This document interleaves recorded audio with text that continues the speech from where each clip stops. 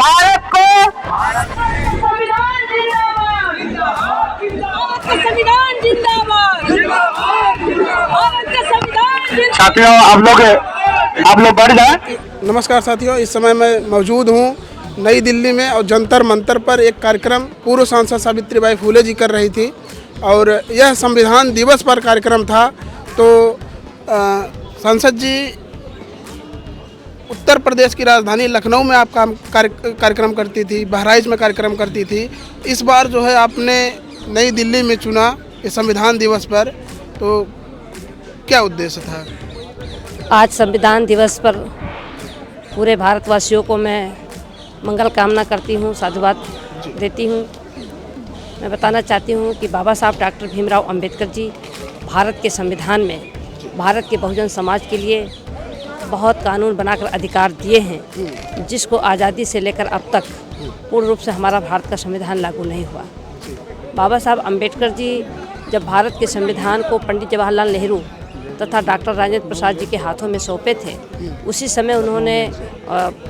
सभा में कहा था, भाषण देते हुए उन्होंने कहा था कि हमारा भारत का संविधान कितना भी बढ़िया क्यों ना हो,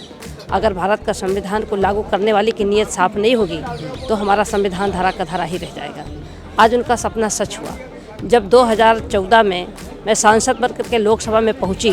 और कुछ दिन तो मुझे लगा समझने में, जब मैं समझ पाई तो मुझे लगा कि आज की सरकार भारत के संविधान में दिए गए कानून को ख़त्म करना चाहती है, आरक्षण को ख़त्म करना चाहती है, जिसको लेकर के सदन से लेकर के सड़क तक लखनऊ में, बहराइच में, आज भारत की राजधानी नई दिल्ली में संविधान दिवस के अवसर पर पूरे भारत के बहुजन समाज के लोग को मैंने बुलाया और तमाम सामाजिक संगठन, राजनीतिक संगठन के लोग भी इस कार्यक्रम में शामिल हुए। मुझे खुशी हुई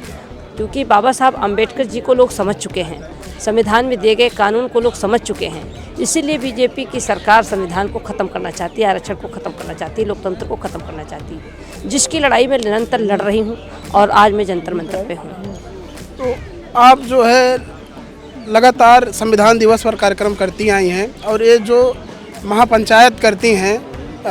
लखनऊ में भी की हैं और हर जगह कर रही हैं, तो मेन मकसद दिल्ली में क्यों, इस बार दिल्ली आपने क्यों चुना? क्योंकि भारत की राजधानी नई दिल्ली जंतर मंतर पर हमने इसलिए किया कि नई दिल्ली जंतर मंतर से पूरे भारत में संदेश जाता है और सरकार को भी मैंने आगाह किया है कि भारत के संविधान में जो कानून है, जो बहुत बारीकी से समाप्त कर रहे हैं, अगर संविधान के कानून को बचाए नहीं और साजिश करते रहे तो भारत का बहुजन समाज एक दिन पूरे भारत में एकजुट होगा और दिल्ली आकर के पूरे दिल्ली को जाम कर देगा और अपने संविधान को बचाने के लिए, संविधान को लागू कराने के लिए। आप भाषणों में कहती रहती हैं कि नया संविधान लागू किया जा रहा है, तो क्या है नया संविधान, किस तरीके से लागू किया जाएगा? देखिए, संविधान में जो कानून बना है बाबा साहब ने, उसको बहुत बारीकी से समाप्त कर रहे हैं, चाहे वो शिक्षा विभाग हो, स्वास्थ्य विभाग हो, बिजली विभाग हो, रेल विभाग हो, एयरपोर्ट हो, सारे विभाग को ख़त्म कर रहे हैं और जो